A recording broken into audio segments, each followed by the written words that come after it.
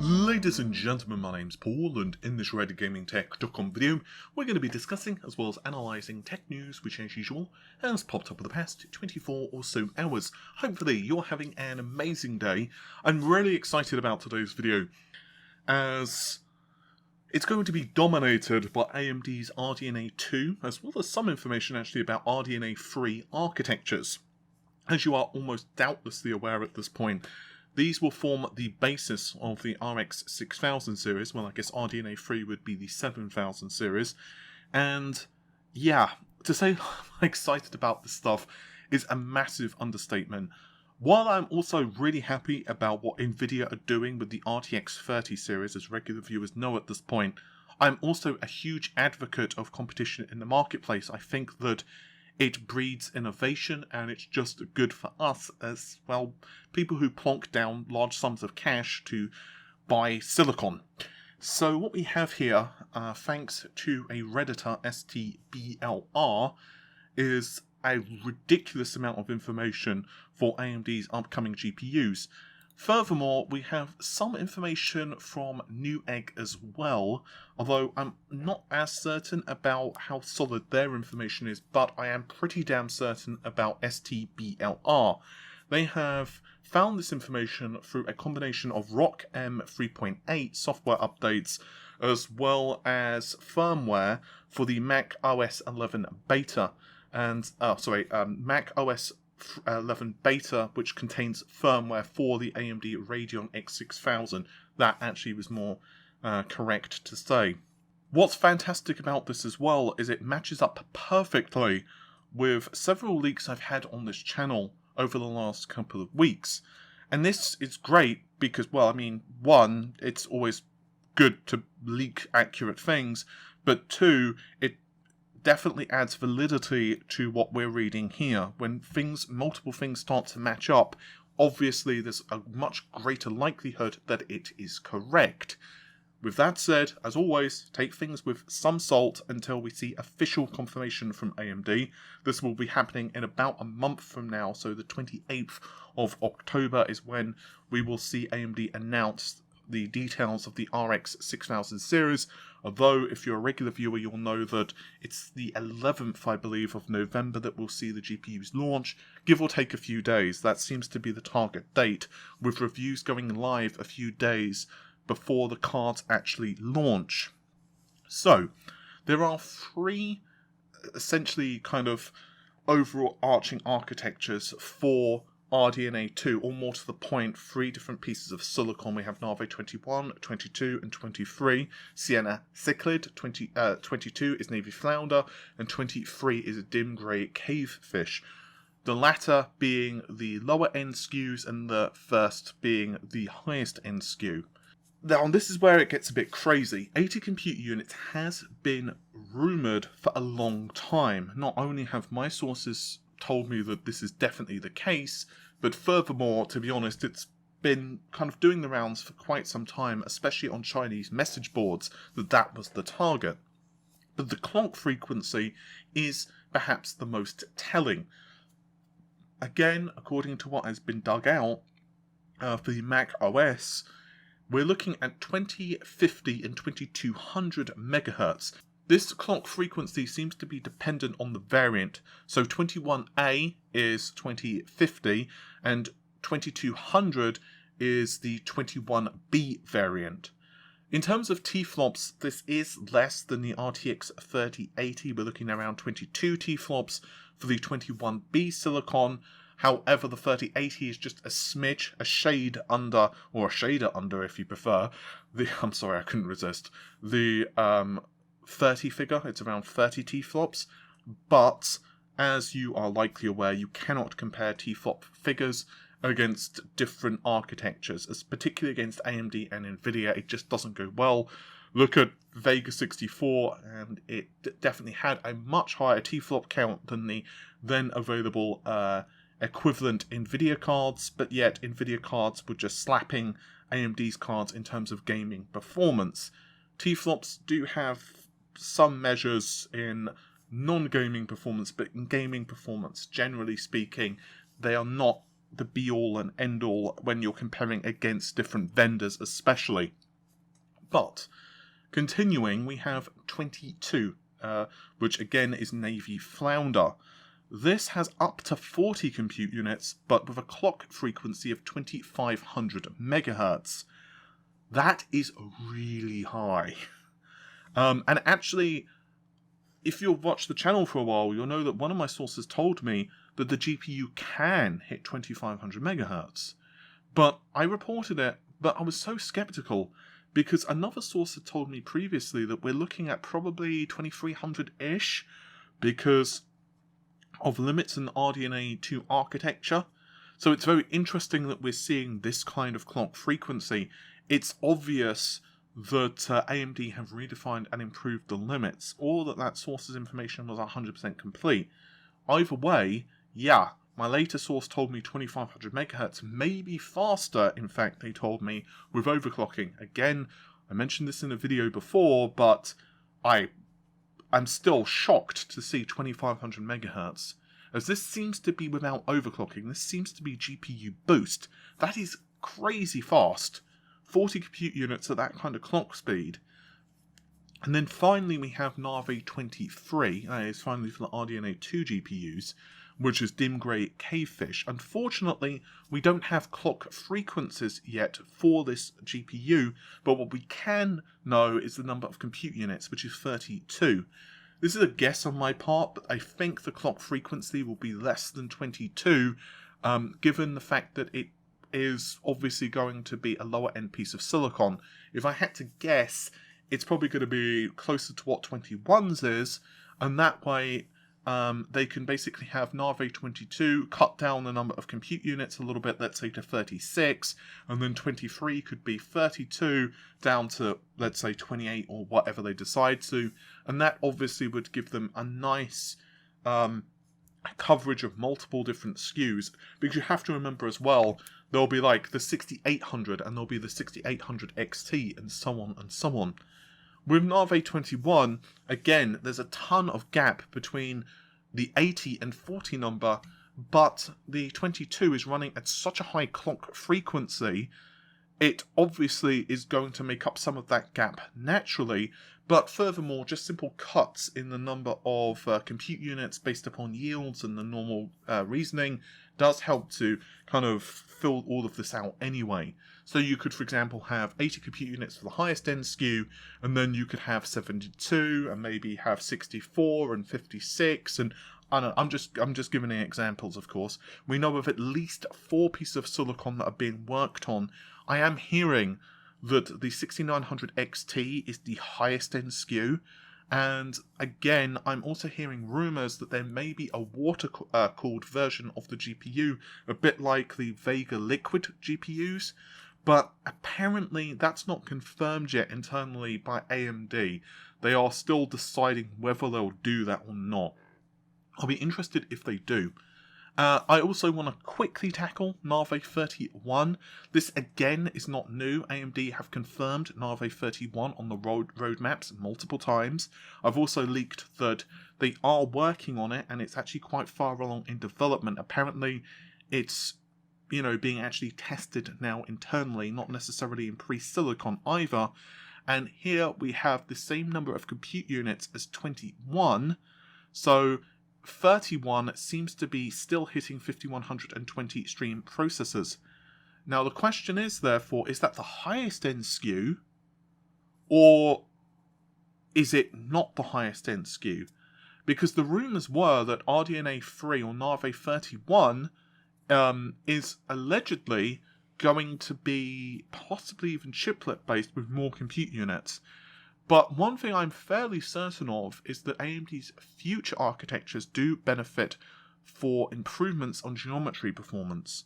And I believe that's one area that Sony kind of helped AMD.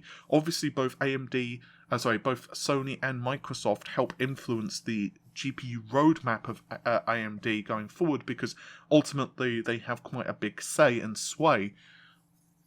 I wouldn't be surprised, therefore, if 31 did end up having more compute units than this, But either way, I suspect we're going to be looking at a monstrous jump in geometry performance and possibly just overall performance over RDNA 2. But again, let's focus our attention on RDNA 2 because I don't want us to get too focused on the future. There is actually a blog post from Newegg, and this actually lists the specs of the RX 6000 series. It's possible that this is just speculation from them, and I personally believe this is definitely the case because the clock frequencies here for the base GPU frequency is only 1500 MHz for the 6800 and 6900, which is honestly, yeah, it's just too low given the boost frequencies. I would, if they'd have cranked that up a little bit and it had been like, I don't know, 1800 megahertz or something like that, I would have been more willing to say that's probably quite accurate.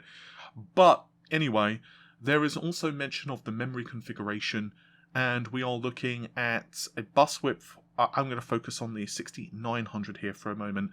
A bus width of 256 bits, and with a memory configuration using GDDR6. Again, that's exactly what I've leaked previously. I believe that this is speculation from the writer based upon what information has been kind of doing the rounds. I'm, at this point, if you watched yesterday's video, and it did seem to be fairly popular, so many of you probably did.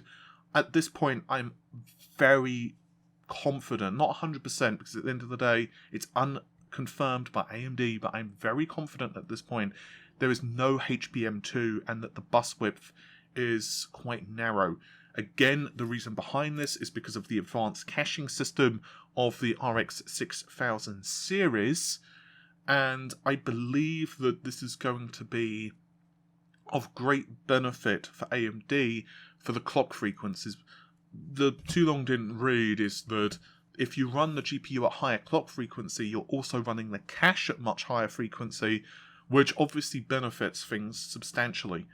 This isn't to say that faster memory overclocking, if you overclock the RAM on the 6900, I'm sure you would be able to do that using like Afterburner or something like that. You wouldn't see a performance benefit necessarily, but according to what I'm hearing, it could be the equivalent of like a 384-bit bus, maybe even with faster memory. And now this has been semi-confirmed-ish by a second source, that those performance metrics, but now I seem to have 3 people which have confirmed that it's a 256-bit bus using GDDR6. I will be going much deeper into the specifications and my overall thoughts of AMD's GPUs pretty soon. I'm really waiting for more official confirmation. Naturally, we will also be doing full comparisons against AMD versus Nvidia in a plethora of different metrics, and I'm just super excited, honestly. The photos of the GPUs as well, obviously we've leaked a whole bunch of them now, and the triple fan setup and just the beefy nature of the cooler, you can see that the whole purpose of this GPU is to maximize airflow and to obviously keep the card as cool as possible. So essentially what we have here is AMD architecting the GPUs to run as fast as possible, super duper quick, maximum throughput. I maintain what I've said before though. If you have missed my previous videos, I'd encourage you to check them out, not because of giving me views. Like, someone can also summarize that stuff in the comments if you so desire. But long story short, I just don't want to go over everything over, again and again in the same videos because I know it's frustrating to some people. But I'll give you a very quick synopsis. I'm hearing that the 6800 is about on par, that's the 6800 XT, about on par with the 3080. There is seemingly some confusion whether it's a little faster or about the same. I suspect it's probably going to be on a game-by-game basis, but again, I am hearing that Ampere has the ray tracing advantage, and AMD seems to also have some type of upsampling technology as well. Not upscaling, there's a difference between upscaling and upsampling, of course. However, from what I'm gathering from a couple of people now, it seems that Nvidia's DLSS is perhaps a better quality, but it's also more costly. I suspect it's also going to heavily depend upon the implementation. The TLDR about all of this, and again, I'll link those videos in the description, is I suspect it's going to be a question of what you prefer and what AIB or whatever you prefer, what games you want to play, and a ton of other things. What this basically means, because I am getting people asking me about this, and I'll probably make another video regarding this very specifically, but I've got so many messages asking me this very thing. Should you buy an RTX 30 series now or wait? I'm hearing that AMD possibly be a little faster in traditional rasterization performance, but again, Nvidia possibly are faster in ray tracing. I would say it's really dependent upon the tier of card you're purchasing. If you want to buy, let's say, a 3060, the question's mute anyway, because literally the 3060 is not available to buy yet. On the other hand, if you have like $700 and you can actually find a 3080 to buy, which is an entirely different question, I would just jump on it, honestly. This is not me saying that Nvidia are better than AMD, but while AMD have told us that there's not going to be like a paper launch for the RX 6000 series, who the hell knows how it's going to go? So yeah, I think that the RX 6000 series is going to be fantastic. But if you need a card now, right now, because you sold like your 2080 or whatever, and you do happen to see a 3080, or whatever you want to purchase, I wouldn't say that you're going to get a bad GPU. I still maintain that the Ampere architecture is absolutely phenomenal. But it's just that this time round we are given some excellent choices with AMD too. And that, again, to me is fantastic. I also want to touch on something from Sony. There's an absolutely ridiculous rumour that's floating around at the moment, as rumours tend to, that PS5 does not support HDMI 2.1, which is kind of, ludicrous for a plethora of reasons. For one, Sony have confirmed the console supports HDR, variable rate refresh, 4K 120Hz, which, yeah, I mean, even if you only have like 2 games which support this, the fact is they've advertised it does, so this port, with that standard, you need the bandwidth basically to be able to achieve all of that.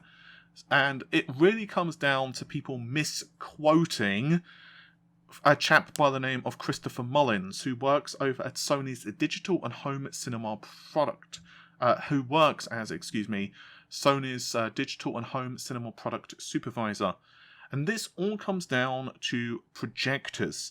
He was basically asked whether a projector needs HDMI 2.1, because Sony's projectors don't have this functionality, which, if you want to insult them about that, to be really honest. He said, and I quote, "Next generation consoles are incredibly exciting and all about offering the best in class 4K effectively. 4K 120Hz is interesting, but actually, the next gen consoles, the baseline performance is to hit a really good native 4K 60 and have that performance across many games." End quote. So what people are basically doing is misquoting him, attributing these quotes to saying the PS5 does not have 2.1 support, which is, again, ridiculous.